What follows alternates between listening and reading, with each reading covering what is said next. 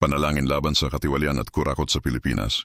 Aming Diyos na makapangyarihan sa lahat, Diyos ng katarungan at kabanalan, kami po ay sama-samang lumalapit sa inyong harapan.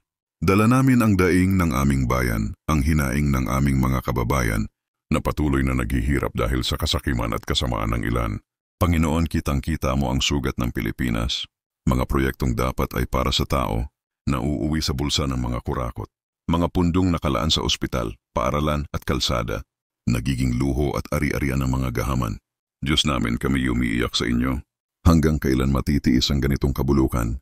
Ngunit naniniwala kami, O Diyos, na Ikaw ang Diyos na hindi natutulog, ang Diyos na nagtatanggol sa mahina at nagpapabagsak sa mapangapi.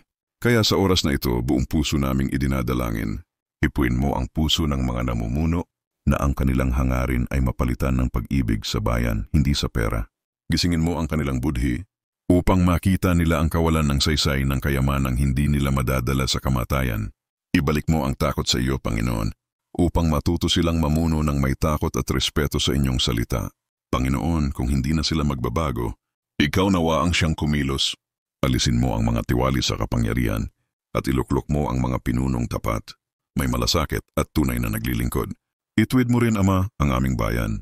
Turuan mo kaming mga mamamayan na maging matalino, huwag magpalinlang sa panlilinlang ng mga politiko at matutong pumili ng mga leader na may puso para sa masa. Gamitin mo kami bilang boses ng katotohanan at huwag kaming tumahimik sa harap ng kasalanan. Panginoon, inaangkin namin ang pangako mo na ang bansa na tumatawag sa iyo ay pagpapalain. Kaya't inilalapit namin ang buong Pilipinas sa inyo, mula Batanes hanggang Tawi-Tawi. Naway dumaloy ang katarungan tulad ng agos ng ilog at ang kapayapaan ay mamayani sa aming bayan. Sa iyo namin isinusuko ang aming kinabukasan, sapagkat ikaw lamang ang tunay na hari ng lahat ng bansa.